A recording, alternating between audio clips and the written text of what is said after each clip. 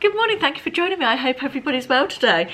I am back with part 3 of my Q&A video answering all your questions, and in this one I am going to answer all the questions that didn't fit into a particular category. This is video 3, as I said, and the previous 2 videos I answered questions on categories such as home, food, fashion and beauty, family and pets, travel and reselling, and these are all the questions that didn't fit into any of those categories. So an eclectic mix today. So let's get started. Ali Evans asked me, what are you still learning about yourself? And I found this quite hard to answer. I feel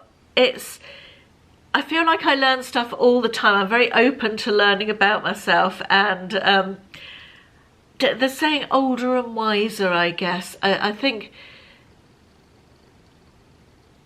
do think you become a bit wiser and as you get older, and I don't know, there's nothing specific that I came up with that I'm still learning, but I think we all do learn about ourselves all the time, don't we? I certainly know where my boundaries lie I'm more specific about that in terms of what I'll put up with in all sorts of areas of life, whether that's friendship or family, or the amount of time I spend doing stuff, or work, or all sorts of things. So I think I'm learning to be firm about my boundaries more so as I get older. Marie Busy Bee, and this is a question I simply haven't got an answer for. She says, is there anything that's happened in your life that you were determined to work with or towards, and then something happened and you took a turn in another direction? And honestly, I've thought about that one since I typed out the list yesterday, and I've got nothing for you. I've got absolutely nothing at all. Sorry about that. I'm sure there is something. I'm not saying that's never happened in my life, but I just haven't come up with a good answer to that, so I apologise, Marie. Sorry about that. Caroline Nolan says, do any of your family or friends shorten or have any nicknames for you?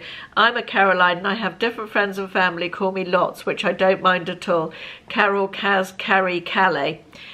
I have been called Kaz. I was called Kaz at school, and then later on some of my reselling friends started calling me Kaz again. I don't mind that. It's fine. I'm quite happy being called Kaz if people want to call me Kaz. I wouldn't like Carol, because that to me is a different name, and I don't like when people say Carolyn particularly. It's Caroline. I will quite often correct people if they say Carolyn, because I don't like that. But no, I've only ever been called Kaz. Oh no, I did have a friend actually. Who called me Caro, which I quite liked again.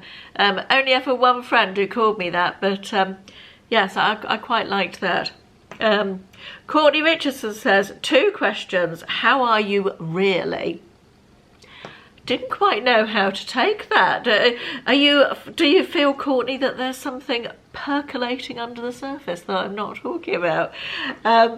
Generally, I'm fine. I'm yeah, all good, happy, enjoying life, enjoying.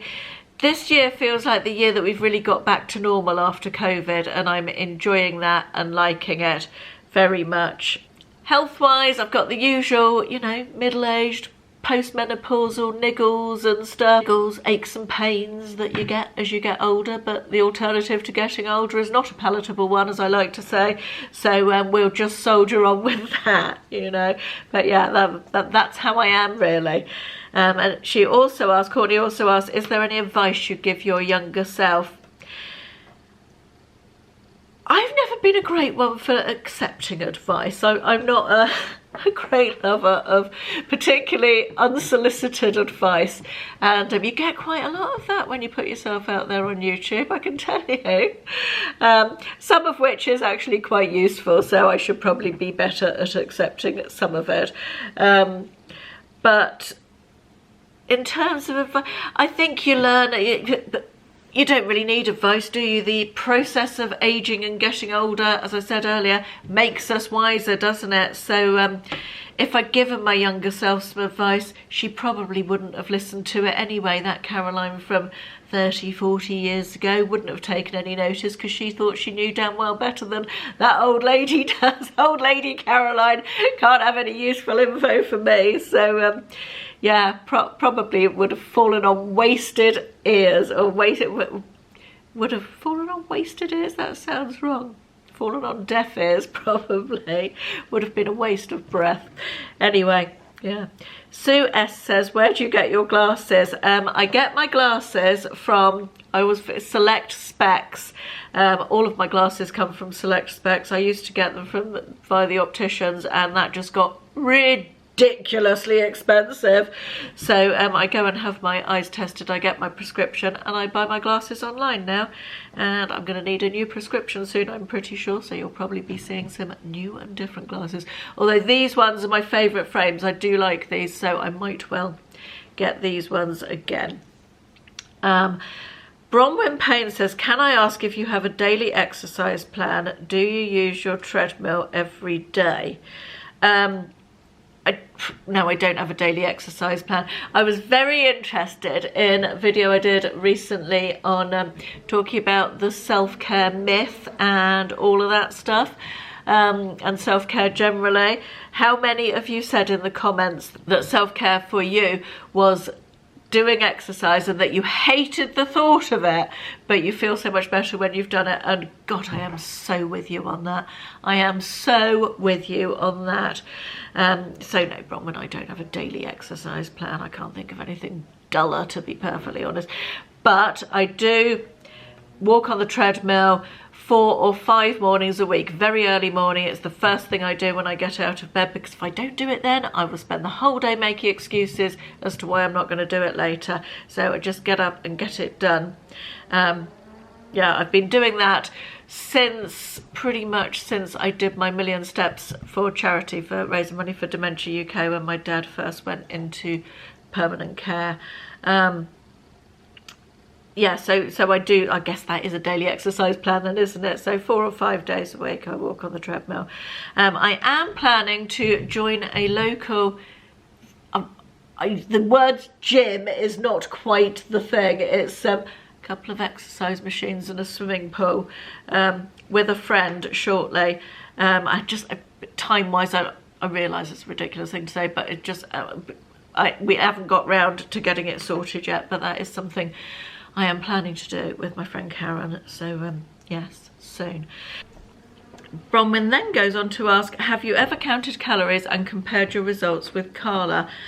No, I have. I've counted calories. I've done all of the diets, the Slimming World, the Weight Watchers, the really miserable and awful ones where you have sachets of powder and mix them up with water and eat that 3 times a day instead of food. The cabbage soup, the calorie counting. Yes, I have done all the diets. Have I ever compared my results with Carla? No. Dieting isn't something that Carla and I talk about when we get together. It's just not really a subject that either of us find interesting enough to talk about, I guess. We always have plenty to chat about, and dieting isn't really one of the things. So no, is the short answer to that. Julie Harris says, I would like to know the story of how your collection of glass / pottery vases on the shelf behind you when you're filming came to be. You mean these ones over here. I'll get a couple so you can see them close up. Yes, they sit very nicely on those shelves. This is what they look like close up. They are by a pottery called Moorcroft Pottery in Staffordshire, which has been around since the very early 1900s and is still there today.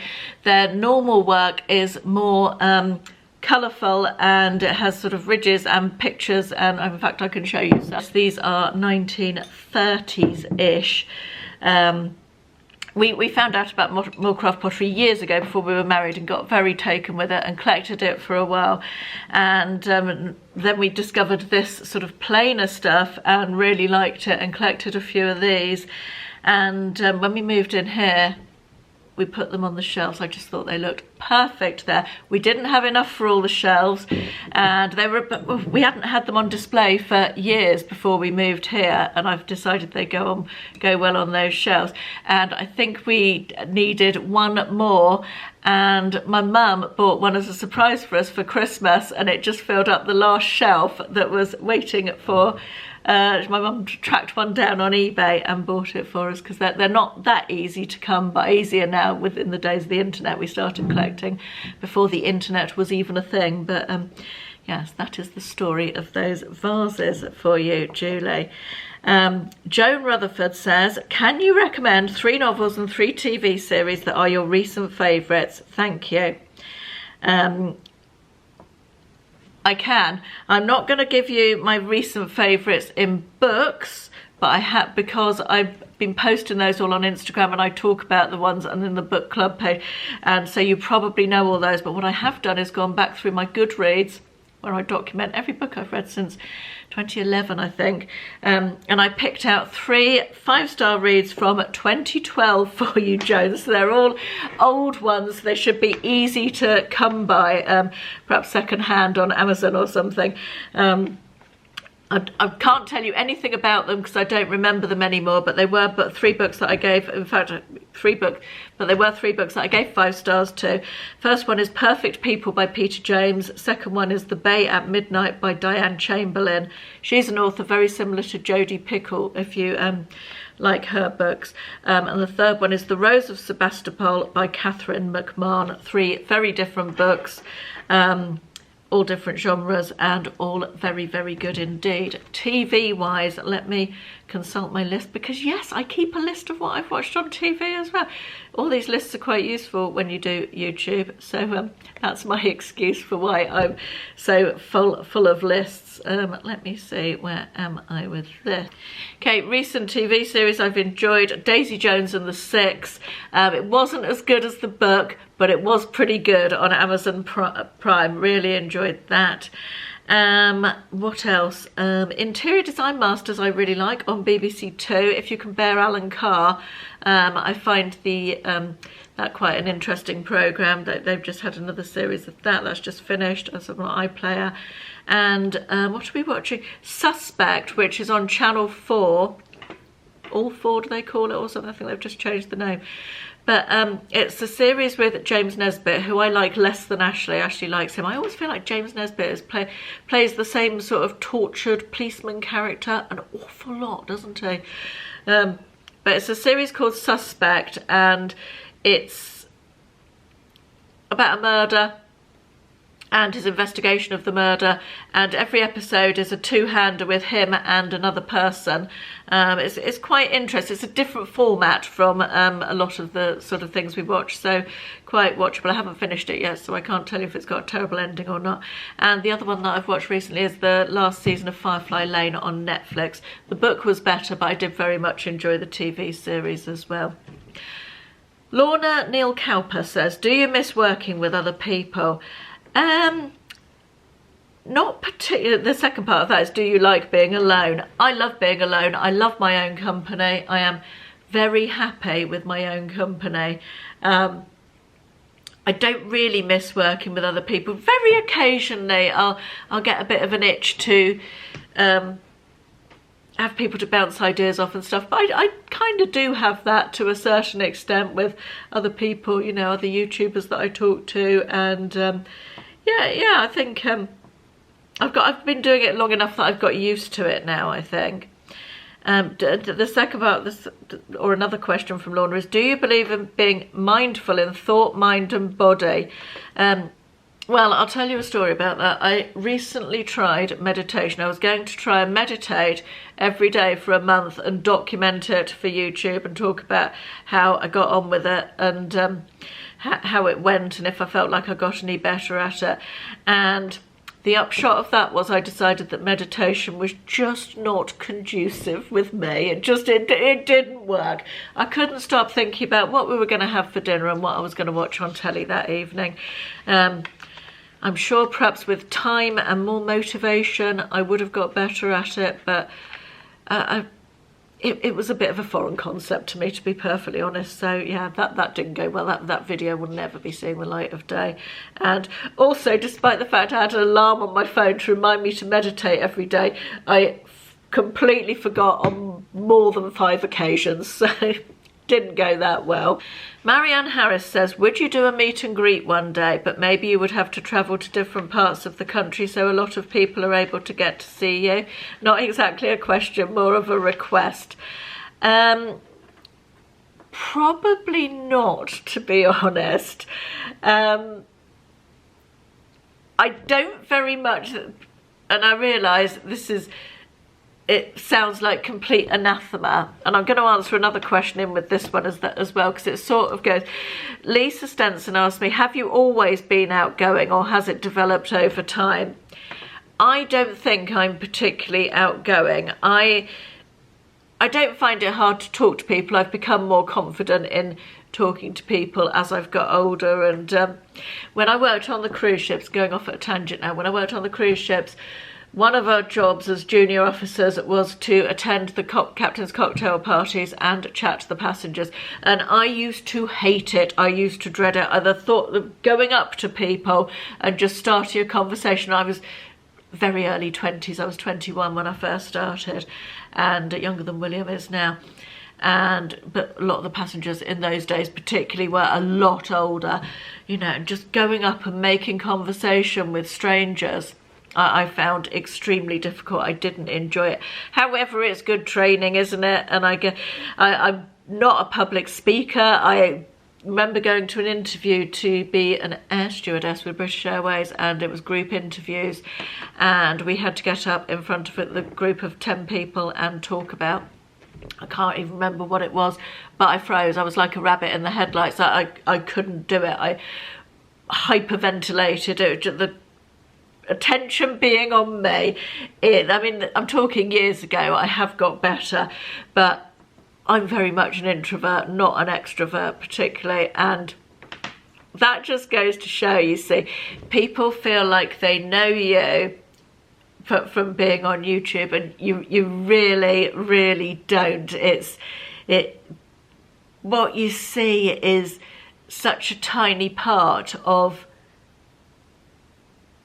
who the person on screen really is.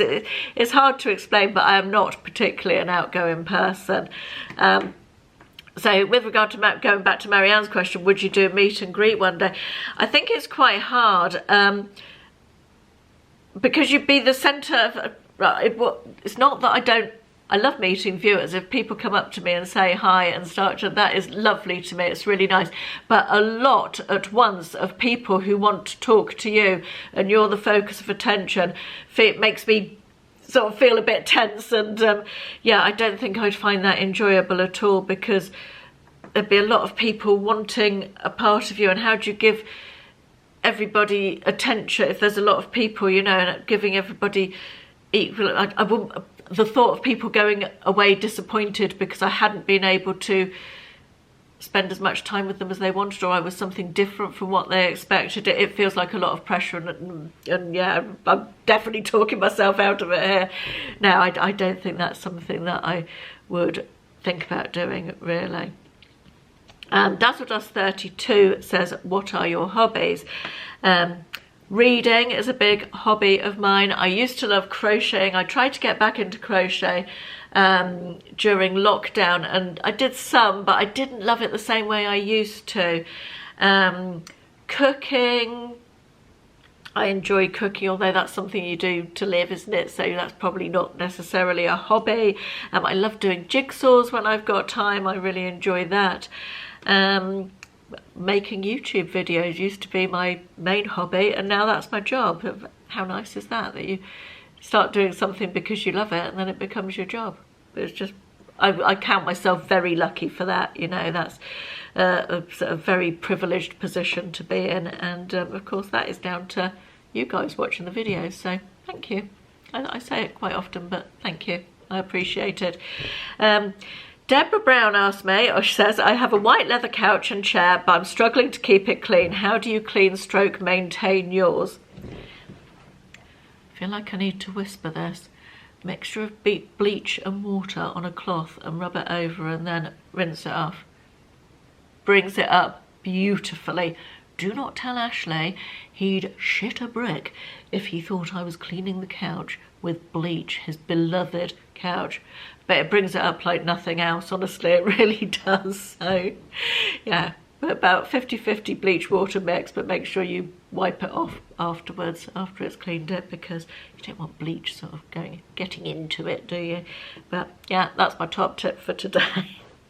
My cleaner actually told me that one. She was the one who said, "I've just put some bleach on it," because I asked her about it, and she actually wanged a load of bleach straight onto it. I was like, oh my God. I wouldn't go that far, but it was fine. You know, she stuck some bleach on it, wiped it off with a cloth, and it came up beautifully. But I tend to mix a little bit of bleach and water together and do that. But don't any of you tell Ashley, because that's a secret, okay? I'll know if you tell him, because he won't be pleased. Okay, Lynn Finney says, my question, people might think a little weird, but since I lost my beautiful mum, death is always close by. 4 years later, I've always had a phobia of death, but might I ask, if you really sit and think about it, I know most people don't, does it really terrify you? First of all, I'm really sorry, Lynn, that you feel like that. That must be quite frightening to have those thoughts and be scared of that. I can say that I don't think about death particularly. I think as we get older, our own mortality definitely comes to haunt us, doesn't it? And as you say, losing a parent and seeing our parents age really does bring that back, that is going to be us in literally the blink of an eye type of thing. So I think it's natural to think about death and death and you know, shuffling off this mortal coil more as we get older. I think that's only natural. I wouldn't say that I was scared of it. However, I do have other things that really scare me and make me worried and panic-stricken and all of that stuff. So I think we all have little things that scare us, to that, you know, things that do worry us. And I think that worry and being scared about things is a natural part of life. But if it's happening to you to the extent that, you know, you're fixated on it, maybe talk to your GP or something about it. I think that might help. But yeah, I hope it's not worrying you too much, Lynn.